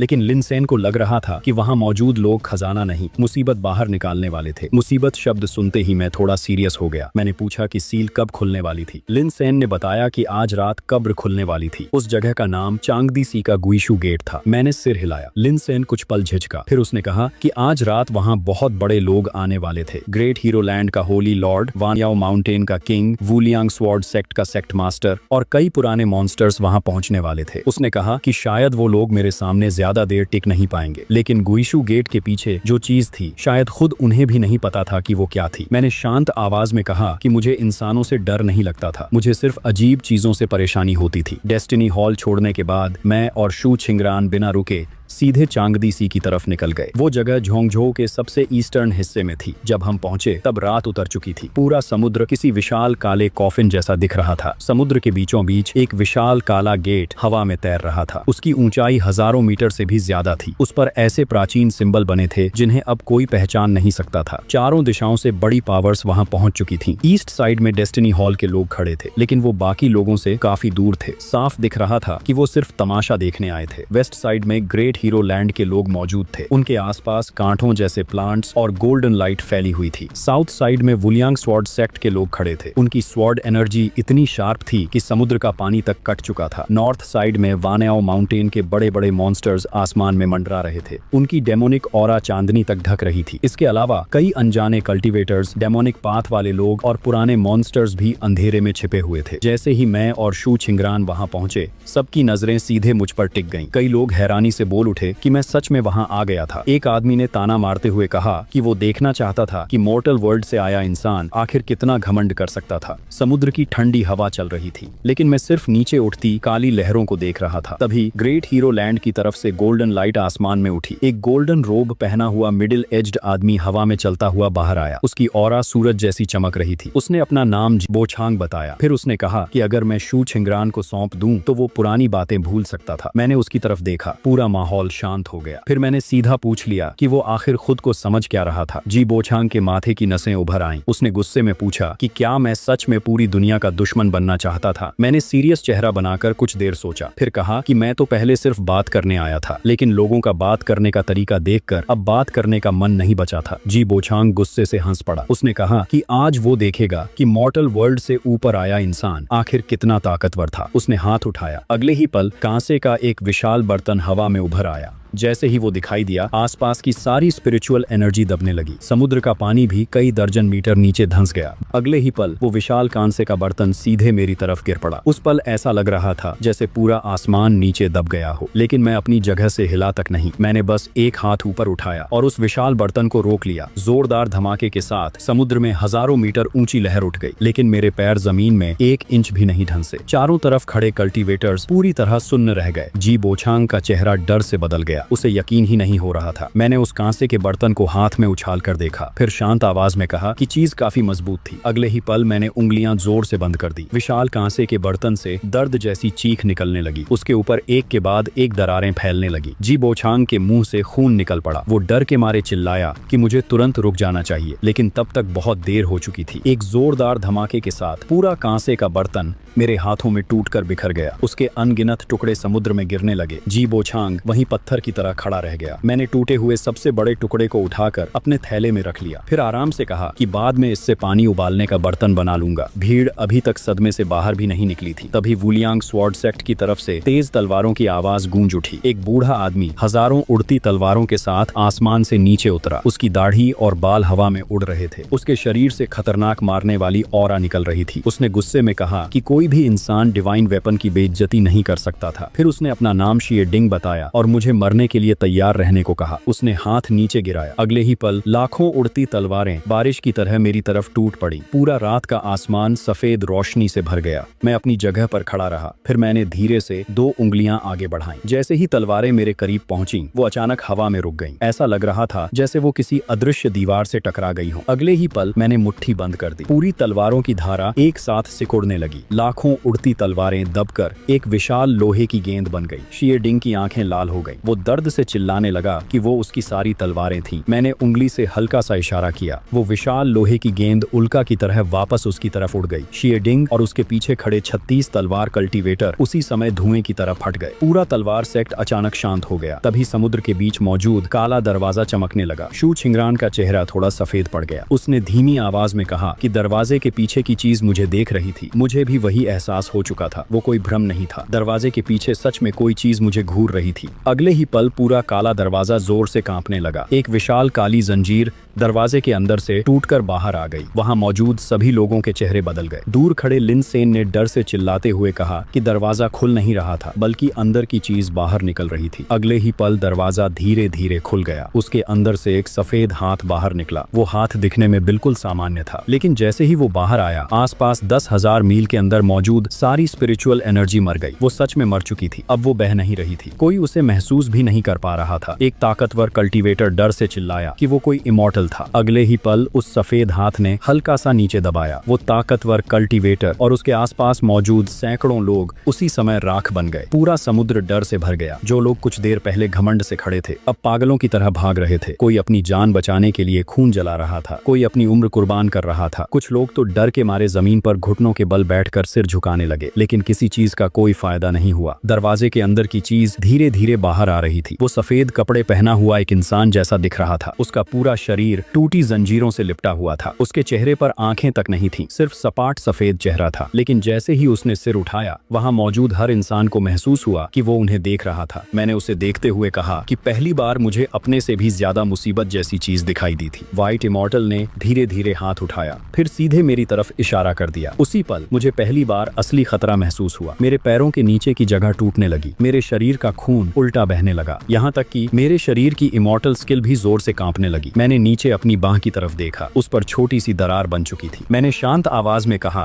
कि लिंग वर्ल्ड में आने के बाद पहली बार किसी ने मेरी चमड़ी तक तोड़ी थी। लेकिन व्हाइट इमॉर्टल ने कोई जवाब नहीं दिया। वो बस एक कदम आगे बढ़ा। उसके कदम पड़ते ही नीचे का समुद्र भाप बनकर उड़ने लगा। सफेद रोशनी फैलते ही हजारों कल्टीवेटर बिना आवाज निकाले गायब हो गए। पूरा लिंग वर्ल्ड टूटने लगा। आसमान के बाहर एक विशाल काली दरार खुल गई। ऐसा लग रहा था जैसे पूरा वर्ल्ड फटने वाला था। मैंने ऊपर उस दरार की तरफ देखा। फिर अचानक मुझे एहसास हुआ कि अगर इस चीज को खुला छोड़ दिया तो आगे मेरे पास आराम से रहने की जगह भी नहीं बचेगी। ये सोचकर मैंने लंबी सांस छोड़ी। मैंने कहा कि मैं तो सिर्फ समझाने आया था, लेकिन हर बार आखिर में सफाई का काम मुझे ही करना पड़ता था। शू छिंगरान मुझे देखते हुए धीरे से बोली कि अगर इस बार मैं जीत नहीं पाया तो मुझे तुरंत भाग जाना चाहिए। मैंने उसकी तरफ देखा और पूछा कि वो कैसी बातें कर रही थी। फिर मैंने शांत आवाज में कहा कि मेरा घर अभी भी फेंगचियाओ कस्बे में था। मेरी मेज के नीचे रखा टूटा कांसे का बर्तन भी वहीं पड़ा था। इतना बोलने के बाद मैं कदम आगे बढ़ गया। इस बार मैंने अपने शरीर की ताकत दबानी बंद कर दी। मैंने अपना खून, अपनी ताकत और अपना असली शरीर पूरी तरह खुला छोड़ दिया। जैसे ही मेरी पूरी ऑरा बाहर निकली, पूरा लिंग वर्ल्ड कांप उठा।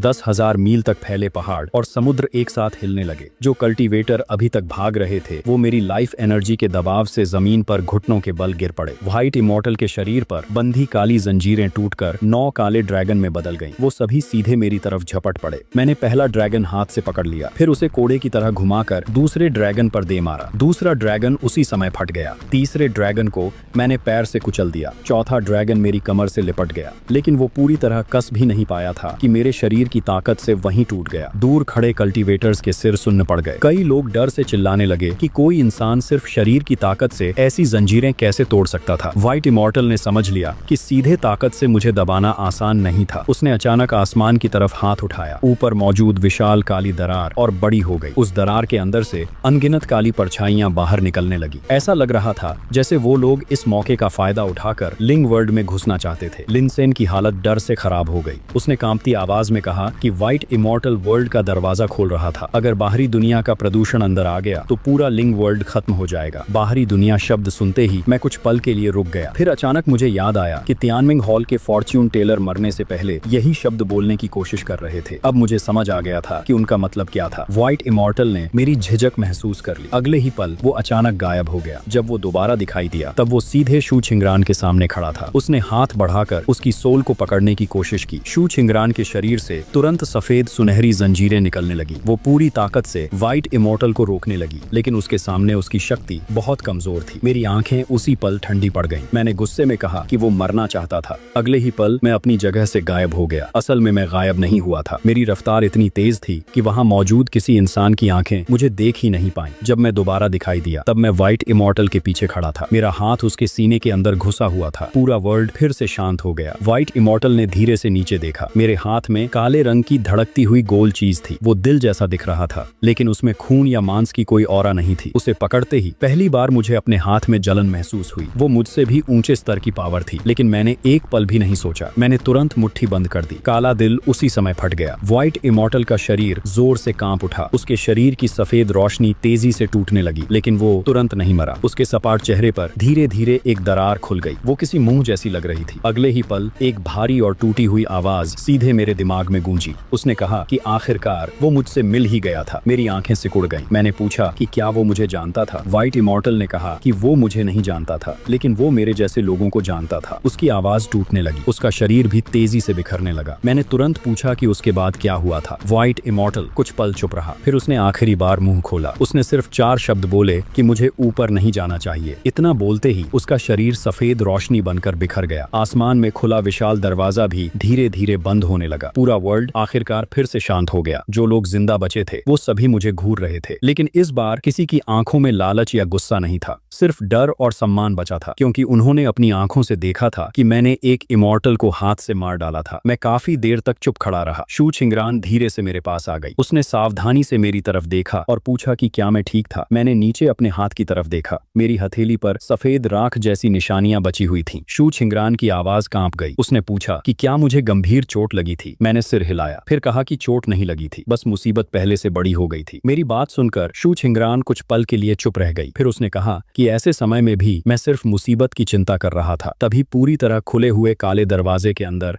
हल्की रोशनी चमकी। मेरी डिवाइन सेंस तुरंत उस तरफ गई। अगले ही पल मेरा चेहरा थोड़ा बदल गया। मैंने धीरे से कहा कि अंदर अभी भी कुछ बाकी था। शू छिंगरान ने मेरी नजरों का पीछा किया। फिर उसने पूछा कि क्या हम अंदर जाने वाले थे। मैं कुछ देर चुप रहा। असल में मेरा अंदर जाने का इरादा नहीं था, लेकिन व्हाइट इमॉर्टल की आखिरी बात मेरे दिमाग में घूम रही थी, खासकर वो बात कि मेरे जैसे और भी लोग मौजूद थे। आखिर में मैंने सिर हिला दिया, फिर कहा कि हम अंदर जाकर देखेंगे और उसके बाद तुरंत लौट आएंगे। मैंने एक कदम आगे बढ़ाया और सीधे काले दरवाजे के के अंदर पहुंच गया। शू छिंगरान भी बिना रुके मेरे पीछे अंदर आ गई। दरवाजे के पीछे कोई कब्र जैसी जगह नहीं थी, वहां सिर्फ टूटी हुई ग्रे वर्ल्ड बची हुई थी। पूरा इलाका राख जैसे रंग से ढका हुआ था। न वहां स्पिरिचुअल एनर्जी थी, न समय चलने का एहसास। चारों तरफ सिर्फ खामोशी फैली हुई थी। उस उजड़ी हुई दुनिया के बीच एक टूटा पत्थर का महल अकेला खड़ा था। महल के सामने एक आधी टूटी पत्थर की पट्टी जमीन में धंसी हुई थी। उस पर लिंग वर्ल्ड की भाषा नहीं लिखी थी, न ही कोई पुराने जादुई निशान थे। उस पर ऐसी लिखावट थी जिसे मैं बहुत अच्छी तरह पहचानता था। वो सीधे सादे आधुनिक अक्षर थे। मैं पत्थर की पट्टी के सामने खड़ा रह गया। पहली बार मैं सच में चौंक गया था। शू छिंगरान उन अक्षरों को समझ नहीं पा रही थी। उसने धीरे से पूछा कि उस पर क्या लिखा था। मैं कुछ देर चुपचाप उसे देखता रहा, फिर धीरे धीरे पढ़ना शुरू किया। उस पर लिखा था कि अगर कोई इंसान ये शब्द पढ़ रहा था तो मतलब लेखक पहले ही नाकाम हो चुका था। उसने लिखा था कि वो भी मेरी तरह किसी दूसरी दुनिया से आया था। वो भी समय के सहारे धीरे धीरे इस ऊपरी दुनिया तक पहुंचा था। उसने लिखा कि ऊपर की दुनिया कोई हेवन नहीं थी, वो सिर्फ एक हंटिंग ग्राउंड था। ऊपर जाना मतलब छोटे तालाब से निकलकर और बड़े तालाब में पहुंचना था। फिर उसने लिखा कि अगर मैं ये संदेश पढ़ रहा था तो मतलब वो उस जाल को तोड़ नहीं पाया था। उसने मुझे जल्दी ऊपर जाने से मना किया। उसने कहा कि जब तक मुझे भरोसा न हो जाए कि मैं एक मुक्के में आसमान तोड़ सकता हूं, तब तक ऊपर नहीं जाना चाहिए। उसने लिखा कि महल के अंदर उसने मेरे लिए एक चीज छोड़ी थी। वो चीज किसी इंसान को मेरे जैसा नहीं बना सकती थी, लेकिन वो किसी एक इंसान को मेरे साथ लंबी उम्र जीने की ताकत दे सकती थी। मैं काफी देर तक चुप खड़ा रहा। शू छिंगरान मेरे पास खड़ी रही। उसने मुझे परेशान नहीं किया। भले ही वो लिखावट नहीं पढ़ सकती थी, लेकिन वो मेरे चेहरे का भाव समझ रही थी। मेरी आंखों में डर नहीं था, सिर्फ बहुत लंबे समय बाद मिला अजीब सा सुकून था। हम दोनों धीरे धीरे पत्थर के महल के अंदर पहुंचे। महल के बीच हवा में एक छोटा कांसे का सील तैर रहा था। उसमें कोई स्पिरिचुअल एनर्जी नहीं थी, लेकिन उसमें मेरे जैसी ही ऑरा महसूस हो रही थी। मैंने हाथ बढ़ाकर उसे पकड़ लिया। उसे छूते ही मुझे उसकी पावर समझ आ गई। वो किसी इंसान को मेरे जैसा अंतहीन बढ़ने वाला नहीं। मुझे चैलेंज करो। अगर तुम भी ट्रिकस्टर्स कैफे खेलना चाहते हो तो वीप्ले डाउनलोड करो। Smart investing isn't about shortcuts. It's about informed choices. Explore yours with बना सकती थी, लेकिन वो किसी को मेरे साथ लंबे समय तक जीने की पावर्स दे सकती थी। मैंने अनजाने में शू छिंगरान की तरफ देखा। मेरी नजर पड़ते ही उसके कान हल्के लाल हो गए। फिर उसने धीरे से पूछा कि पत्थर की पट्टी पर आखिर लिखा क्या था। मैं कुछ पल सोचता रहा, फिर मैंने कहा कि उस पर लिखा था कि फिलहाल उसे मेरे पास ही रहना चाहिए। शू छिंगरान ने बिना सोचे सिर हिला दिया। उसने तुरंत कहा कि फिर वो कहीं नहीं जाएगी। उसका जवाब इतना जल्दी आया जैसे उसने पहले से फैसला कर रखा हो। मैं हल्का सा मुस्कुरा दिया। मैं तो सिर्फ मुसीबत खत्म करने बाहर निकला था, लेकिन आखिर में मुझे अपने जैसा एक और इंसान का छोड़ा हुआ निशान मिल गया था। ऐसा लग रहा था जैसे उसने अंधेरे में मेरे लिए एक दीपक छोड़ दिया हो। महल से बाहर निकलने से पहले मैंने आखिरी बार उस उजड़ी हुई दुनिया की तरफ देखा। फिर मैंने एक मुक्का आगे मार दिया। पूरा ग्रे वर्ल्ड, पत्थर का महल और काला दरवाजा एक साथ टूटने लगे। कुछ ही पलों में सब कुछ वर्ल्ड में गायब हो गया। मैं उस जगह को हमेशा के लिए खत्म करना चाहता था, क्योंकि अगर वो व्हाइट इमॉर्टल एक बार बाहर आ सकता था तो दूसरी बार भी आ सकता था। ऐसी चीजें जो मेरी शांत जिंदगी खराब कर सकती थीं, उनका हमेशा दबा रहना ही बेहतर था। छांगदी समुद्र वापस लौटने के बाद चारों तरफ पूरी खामोशी थी। मैंने चारों दिशाओं में खड़े लोगों की तरफ देखा, फिर शांत आवाज में कहा कि अगर आगे किसी ने मेरे घर का रास्ता ढूंढने की कोशिश की तो मैं खुद उसके सेक्ट के दरवाजे पर जाकर बैठ जाऊंगा। मेरी बात सुनकर किसी की जवाब देने की हिम्मत नहीं हुई, लेकिन वहां मौजूद हर इंसान समझ गया था कि ये चेतावनी किसी कसम से भी ज्यादा भारी थी। उस दिन के बाद डेस्टिनी हॉल ने सारे इनाम वापस ले लिए। ग्रेट हीरो लैंड ने अपने दरवाजे 100 सालों के लिए बंद कर दिए। वुलियांग स्वॉर्ड सेक्ट ने मेरे नाम को ही मना किया हुआ शब्द बना दिया। वानायाओ माउंटेन ने तो रातों रात अपना मुख्य ठिकाना हजारों मील दूर खिसका लिया, लेकिन मैंने इन बातों पर ध्यान तक नहीं दिया। मैं सिर्फ शू छिंगरान को लेकर वापस फेंगचियाओ कस्बे लौट आया। आंगन अब भी वैसा ही था। चाय का बर्तन भी वहीं रखा था। मेज के नीचे पुराना टूटा कांसे का बर्तन भी पड़ा हुआ था। मैं नीचे झुका और उसे बाहर खींच कर देखा, फिर दोबारा वापस नीचे रख दिया। मैंने कहा कि अभी भी मेज संभालने के काम आ रहा था। मेरी बात सुनकर शू छिंगरान खुद को हंसने से रोक नहीं पाई। उस रात मैं आंगन में बैठकर चाय बना रहा था। मैंने वो कांसे की सील पत्थर की मेज पर रखकर धीरे से शू छिंगरान की तरफ सरका दी। फिर मैंने कहा कि प्राचीन कब्र के अंदर एक और चीज मिली थी। मैंने बताया कि वो किसी इंसान को बहुत लंबे समय तक जिंदा रख सकती थी, लेकिन उसके बदले शायद उसे पूरी जिंदगी मेरा चेहरा देखना पड़ता। मैंने कहा कि ये सौदा थोड़ा परेशानी वाला लग रहा था। शू छिंगरान उस कांसे की सील को चुपचाप देखती रही। 100 साल से भी ज्यादा वक्त गुजर चुका था। 10 साल की छोटी लड़की से लेकर आज तक वो हमेशा इंतजार करती रही थी, और आज पहली बार मैंने उसके सामने आगे की बात की थी, लेकिन उसने तुरंत कांसे की सील नहीं उठाई। उसने पहले मेरी तरफ देखा, फिर बहुत गंभीर आवाज में पूछा कि क्या इसका मतलब सच में उसे अपने पास रखना था। मैं हाथ में चाय का कप पकड़े काफी देर तक चुप बैठा रहा। शू छिंगरान अचानक हल्का मुस्कुरा दी, फिर उसने धीरे से कांसे की सील उठाकर अपनी हथेली में पकड़ ली। चांदनी उसके चेहरे पर पड़ रही थी, उसकी आंखों में चमकती रोशनी टूटते तारों जैसी लग रही थी। उस रात फेंगचियाओ कस्बे में कुछ भी अजीब नहीं हुआ। कई साल बाद भी लिंग वर्ल्ड के लोग उस रात को याद करते रहे। लोग छांगदी समुद्र वाली लड़ाई की कहानियां सुनाते रहे। वो उस इंसान की बात करते रहे जिसने नंगे हाथों से एक इमॉर्टल को मार डाला था। कुछ लोग कहते थे कि मैं पहले ही ऊपरी दुनिया में जा चुका था। कुछ लोगों का मानना था कि मैं किसी पवित्र जगह में छिपकर रह रहा था। कई लोग तो मुझे किसी पुराने इमॉर्टल का रीइंकार्नेटेड इंसान मानने लगे। लेकिन किसी को ये नहीं पता था कि जिस इंसान के नाम से पूरा लिंग वर्ल्ड कांपता था, वो इस समय फेंगचियाओ कस्बे की रसोई में बैठा बर्तन पर प्रयोग कर रहा था। आंगन में शू छिंगरान दवाइयां सुखा रही थी। पास में बच्चे खेलते हुए दौड़ रहे थे। कस्बे के पत्थर वाले स्तंभ पर लिखे शब्द समय के साथ धुंधले पड़ चुके थे। मैं दरवाजे पर खड़ा पूरा नजारा देख रहा था। ऊपर मौजूद उस रहस्यमयी जाल को मैं कभी न कभी जरूर तोड़ूंगा, लेकिन वो आज नहीं होने वाला था। आज मैं सिर्फ फेंगचियाओ कस्बे का हेड था। मुझे लोगों की रखवाली करनी थी, पड़ोसियों की छोटी छोटी परेशानियां संभालनी थी, और ये भी देखना था कि किसके घर की मुर्गी फिर किसी दूसरे के आंगन में घुस